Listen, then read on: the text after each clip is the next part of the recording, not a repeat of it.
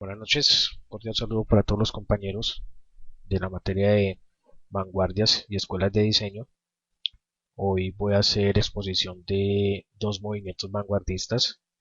uno es el dadaísmo y el otro el situacionismo. Arrancando por el dadaísmo y como primer dato importante, este fue un movimiento artístico que impregnó pues todas las artes en el momento, pero iniciándose como movimiento literario que se inició en Zúrich, Suiza, entre 1916 hasta 1922. El personaje que inició todo este movimiento se llamaba Tristan Tzara, que era un poeta y como bien sabemos estamos en plena Primera Guerra Mundial y todos estos horrores de, de esa guerra se estaban viendo reflejados en los movimientos culturales, intelectuales y artísticos de la época, y el dadaísmo como tal es un movimiento muy importante porque es el primero que empieza a, a generar ciertas, digamos, ciertas críticas de la realidad que se vivía. El dadaísmo fue el que sentó las bases de lo que es el surrealismo, de lo que es las demás expresiones artísticas que plasmaban ya no tanto las situaciones subjetivas, por decirlo así, del artista, sino que trataban de plasmar también lo que sucedía alrededor de ellos y las realidades en ese momento. Sabemos que el dadaísmo eh, iba en contra de todo lo que eran los horrores de la guerra, que y sobre todo también de la decadencia de la sociedad europea, de la frivolidad y fe ciega ante la tecnología, ante la insuficiencia de la religión, es decir, muchísimas cosas que pasaban en ese momento, y lo que hacían, el eje central del dadaísmo, o la forma de actuar, el modus operandi, era a través del escándalo, la protesta y la burla hacia el mismo arte, sobre todo al arte burgués o al arte aburguesado que se tenía en ese momento a través de ciertos movimientos artísticos que ya existían, eh, pero que ellos como tal decidieron hacer una crítica muy fuerte, muy expresiva, con muchísima burla, con muchísimo humor, y haciendo manifestaciones del absurdo como tal, para así dar un punto de vista acerca de esa realidad que se vivía en el momento. Utilizaba muchísimo la sátira y provocar mucho en las personas eh, los mensajes que como tal querían mostrar. Mm,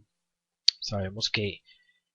también el dadaísmo o el término dadaísmo viene de un término que se llama dada, pero que el mismo Tristan Tzara le restaba importancia del por qué a el movimiento como tal se le llamaba así. Incluso ellos no pretendían o no les gustaba o no querían que ese movimiento o que esa forma de ellos expresarse se llamara así, dadaísmo.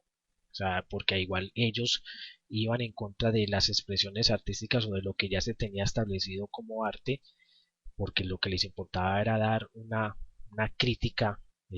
satírica de absolutamente todo lo que pasaba, incluido ellos mismos como tal, y ellos se negaban a ellos mismos como movimiento artístico. Pero pues según cuentas dicen que el término Dada puede significar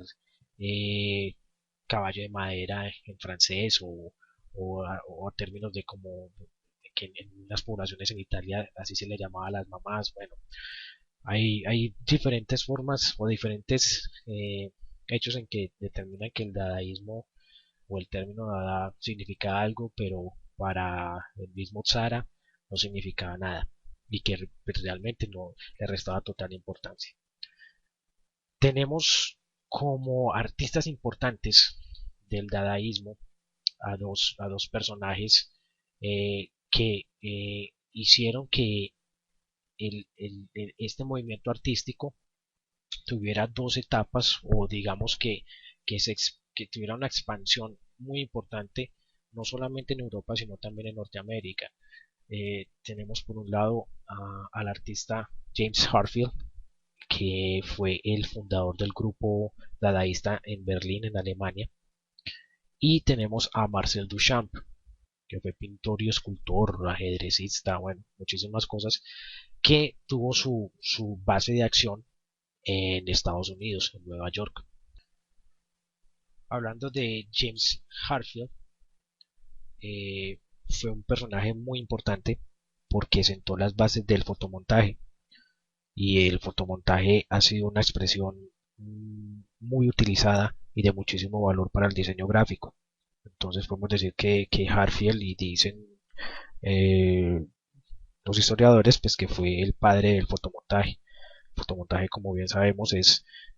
coger una composición en fotografía, tener una foto base como tal, y a través de elementos distintos a esa composición y digamos de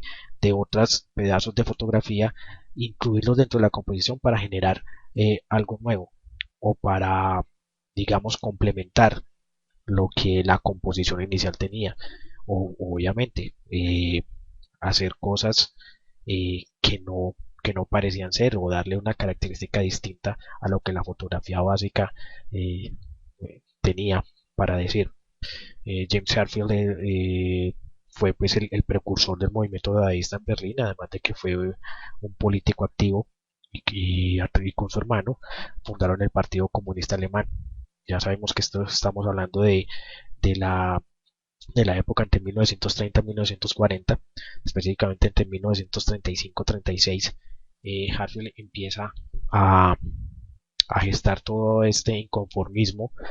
de esa Alemania nazi, de esa Alemania que, que llegaría al poder y que posteriormente fuera la precursora de la Segunda Guerra Mundial. Entonces Harfield como tal se da cuenta de este papel de Hitler, y para esa época, justo antes de él convertirse en, en el primer ministro, de convertirse en amo y señor de Alemania y de gran parte de Europa, él ya empieza a atacar, o no decir atacar, realmente es a, a expresar lo que para él era ese peligro de ese personaje, y que muchísima gente como tal no se daba cuenta. Entonces, él fue muy crítico de la República de Weimar, muy crítico de lo que se llamaba, o lo que ellos llamaban el Tercer Reich, que es el Estado nazista como tal, y obviamente ser muy crítico de la figura de Adolf Hitler. Aquí tenemos en la figura principal, la, digamos que la obra póstuma, o la más reconocida de Harfield, la cual tituló Adolf el superhombre traga oro y vomita basura, que es un fotomontaje en la que pues, se basa en la figura de Hitler, y en una composición en la que toma también una radiografía, se da muestra realmente los elementos con los que pues el título se vuelve algo explícito. Bueno, aquí a la derecha tenemos otra expresión artística, otra obra de Harfield, otro fotomontaje, el cual es denominado el verdadero significado del saludo de Hitler, que se llama Me apoyan millones. Y aquí lo importante es que estas expresiones artísticas tenían también cierta característica como de propaganda, y no era tanto como una obra aislada, sino que tenía cierto carácter publicitario, porque podemos ver de que es como si fuera una afiche, y como que realmente puede llegar más fácilmente a las masas, y aquí podemos ver realmente de esa posición satírica y burlona propia del dadaísmo, el cómo pone de manifiesto todas esas características que, que hacen o que hicieron tan importante para los alemanes de ese tiempo la figura de Adolfo Hitler.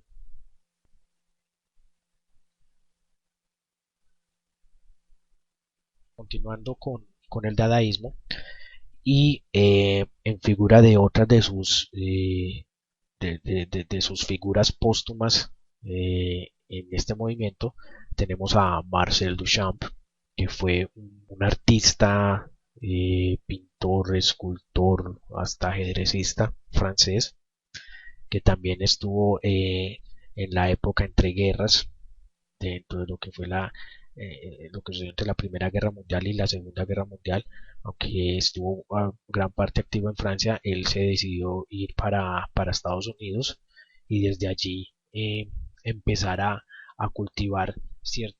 expresión artística, o digamos pues no expresión artística, porque muchos de los artistas como tal no reniegan de su forma de hacer las cosas. Ellos dicen que simplemente es una expresión eh, propia y no están haciendo arte, y que es algo que también el dadaísmo viene a promulgar, de que ellos no están haciendo arte, es simplemente una forma de expresarse ante la realidad del mundo, ante esos horrores de la guerra como tal y de las situaciones en que la misma humanidad se ha puesto. Ellos como tal se han determinado como antiartísticos y trataban de cierta manera buscar el cambio social. Con Duchamp eh, afirmaba pues que el arte como la vida eran procesos del azar y de la elección deliberada. Los actos artísticos se volvieron un asunto de división y selecciones individuales. Es decir, con, con Duchamp también se sientan las bases de lo que vamos a ver ahora más tardecito con el situacionismo. Y es que Duchamp sienta las bases de crear expresiones del momento. No, no, él decía que las obras de arte de él, o decía, bueno, no obras de arte, porque eso se les da ese nombre, sino que sus expresiones como tal no eran programadas ni eran pensadas con anterioridad, sino que él las ejecutaba en el momento y tenían esa característica de ser válidas para ese momento exacto, ¿sí? Y que tenía esa característica de estar en el presente y de no ser pensadas ni ser cultivadas, por decirlo así, sino que directamente él expresaba sus ideas y expresaba su inconformismo o expresaba lo que sentía en el preciso momento, y que el arte como tal debería de ser así, debería de ser totalmente deliberado, sin, sin tener eh, pensamientos preconcebidos.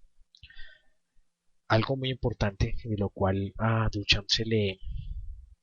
le habla mucho y se le elogia, es por lo que él llamó el ready-made. Ready-made, que es como, si lo podemos determinar, es como el hecho al instante. Y es esa la expresión artística de él, el hecho al instante. Entonces, él lo que hacía era que los objetos como tal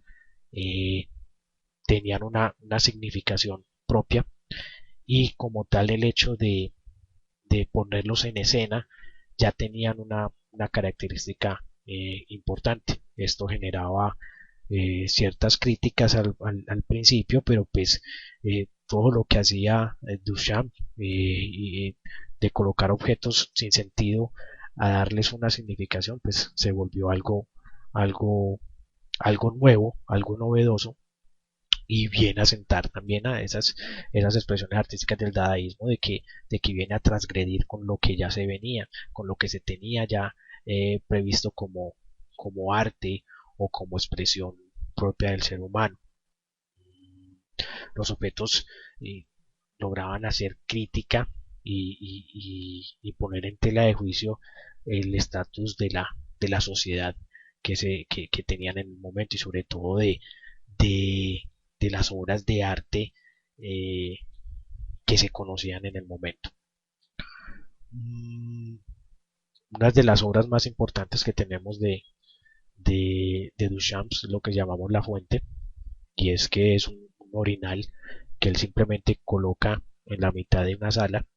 y determina que eso es arte. El, estos expresiones del ready-made y del arte cinético,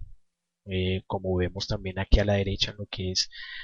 la silla con una rueda, dan esa expresión de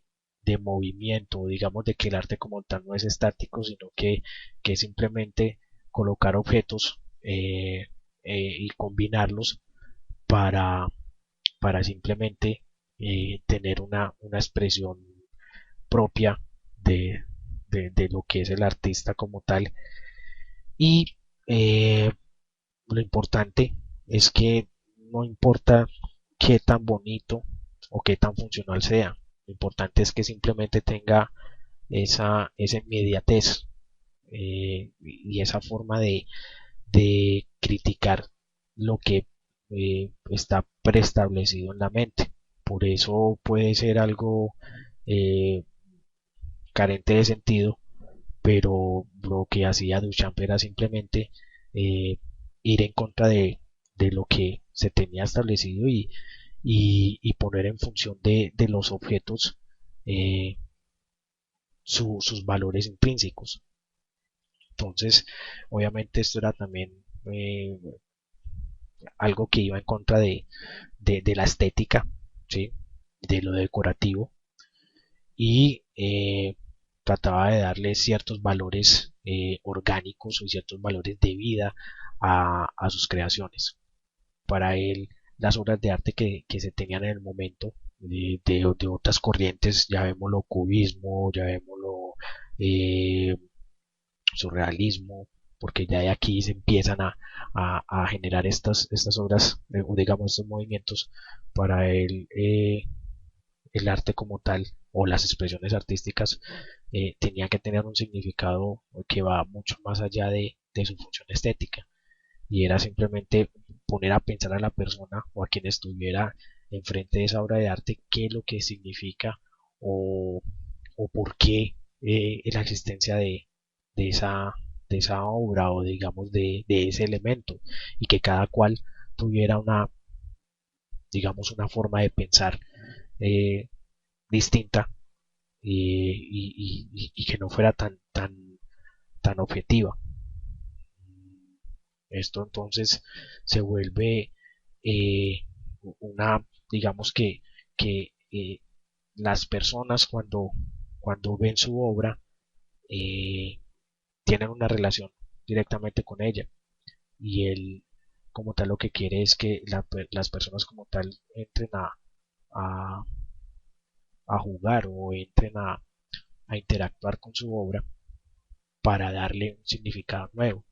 Por eso el arte de Duchamp es un arte conceptual, porque cada cual le da un concepto propio y cada cual determina cuál es su posición y para qué está hecho ese elemento como tal.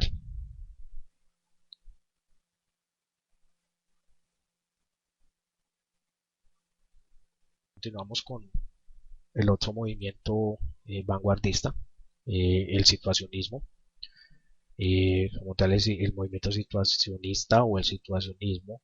también nace de los movimientos literarios de su época. Aquí ya estamos hablando un poco más adelante, estamos hablando entre la década del 50 hasta la década del 70 y nace a través de todas esas expresiones literarias que se dan después de la Segunda Guerra Mundial, en Europa también después de vivir los horrores de la guerra y de cómo las naciones europeas empiezan a tratar de salir de todas estas problemas y poder seguir creciendo y olvidándose de estos horrores, pero pues las expresiones de los artistas, sobre todo de esta época, es tratar de determinar qué fue lo que sucedió y cómo hacerle frente a lo que la sociedad como tal había vivido y cómo seguir adelante. Mm, Vemos que para esta época hay otras situaciones también bélicas importantes como son la guerra de Vietnam, todo lo que sucedió con la Guerra Fría, que es las posiciones entre las potencias de Estados Unidos y Rusia, con ese juego de espionaje, todo el desencanto del comunismo soviético, la carencia de perspectivas laborales, reacción al capitalismo ya agresivo que ya como tal se había tomado por completo a no solamente Europa sino en todo el mundo, eh, todo lo que era el consumismo. Entonces el situacionismo viene a dar su punto de vista acerca de estas situaciones que ya se estaban viviendo como tal. Y el situacionismo es, como el nombre lo determina, es hacer expresiones críticas del momento como tal y del lugar preciso. El dadaísmo había mostrado que las expresiones artísticas o las expresiones de las personas como tal se daban en un momento específico sin tener nada preconcebido. Eso era el movimiento dadaísta, o sea, no, ir en contra de lo que ya se tenía preestablecido y de una manera burlona y satírica expresar sus ideas. En el situacionismo hay algo que es más importante, que es no solamente el momento, sino también el lugar, desaprovecharse de estas dos situaciones, tiempo y espacio, para generar sus expresiones. El situacionismo se da principalmente en París como su eje de acción principal y empiezan a generar expresiones que no solamente iban en lo literario, sino también en la música, en la pintura, en todas las expresiones artísticas, pero principalmente lo que se llama, o lo que hoy en día podemos llamar como el performance, o performance, que es que el cuerpo humano o la persona como tal es su propia obra de arte, las situaciones que crea y esa interrelación que tiene con, con la persona que está viendo o está presenciando eh, esa obra o ese performance. Guy Debord fue muy importante porque él fue el que sentó como las bases a través de sus escritos de cómo se tenía que hacer este arte que se hacía a través de nada establecido, sino que aprovechar una situación en el momento e interactuar con las personas que estuvieran al lado en un lugar específico. Entonces, lo importante del situacionismo, sobre todo en París, era que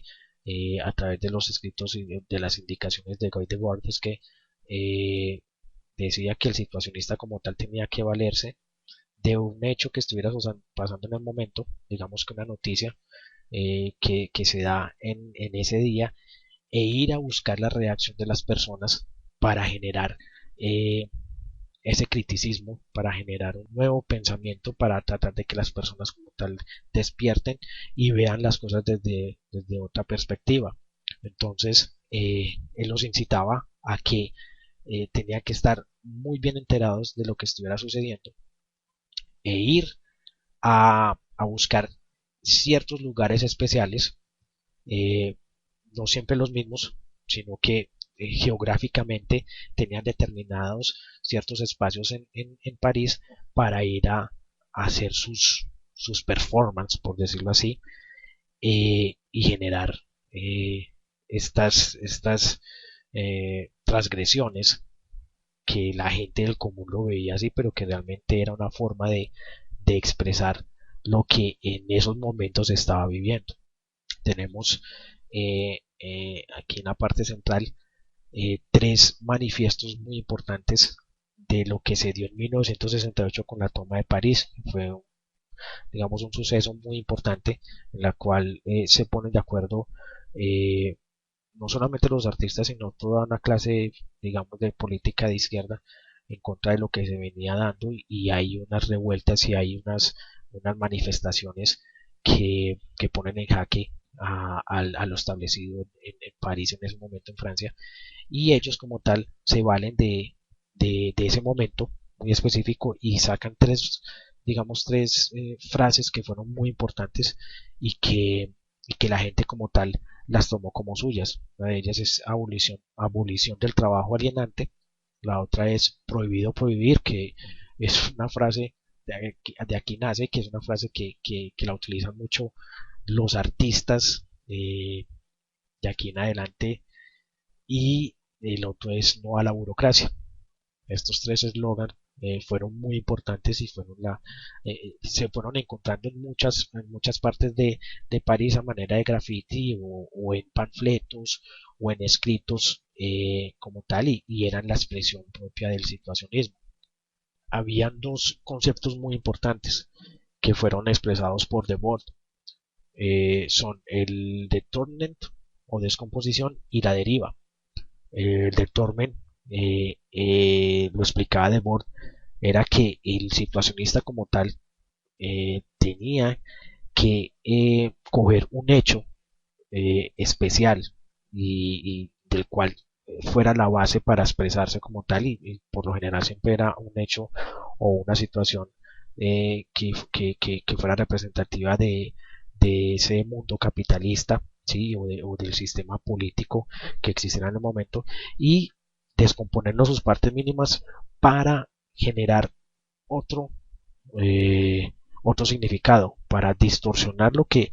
se planteaba como tal y darle un significado distinto, ¿sí? Y así darle un uso más crítico a lo que ese hecho como tal se venía dando. El situacionista como tal podía llegar a una iglesia, vestirse como cura y dar un discurso acerca de la pedofilia. Y así la gente como tal vería como una transgresión grandísima, pero pues es la forma y el lugar y el tiempo correctos para, para expresar la crítica sobre elementos muy importantes que se venían dando en la sociedad. La otra, el otro fundamento, que es la deriva, es la forma en que se vivía en esa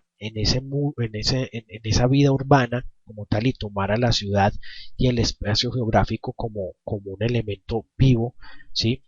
Y poder escoger estos lugares específicos donde la gente específica iba a estar, y allí apropiarse de, del lugar y poder expresar lo que tenía que hacer. Entonces, eh, no, el situacionista no se centraba o no se encerraba en su taller o se encerraba en las aulas, sino que utilizaba los espacios abiertos y los espacios geográficos de su ciudad para ir a expresar sin tener nada preconcebido, sino un hecho que estuviera presentándose, y tratar de dar su expresión de la forma como le viniera. Obviamente, haciendo una composición, una propuesta totalmente crítica, valiéndose de, de, de lo que la gente en ese momento estuviera viviendo. Entonces, esta manera de verlas, de hacer arte, por decirlo así, se volvió algo muy radical. Y el situacionismo, pues obviamente también como el dadaísmo, tuvieron un corto periodo de tiempo pues de vigencia como tal, y fueron precursores de otros tipos de, de movimientos artísticos. Pero el situacionismo siempre sentó esas bases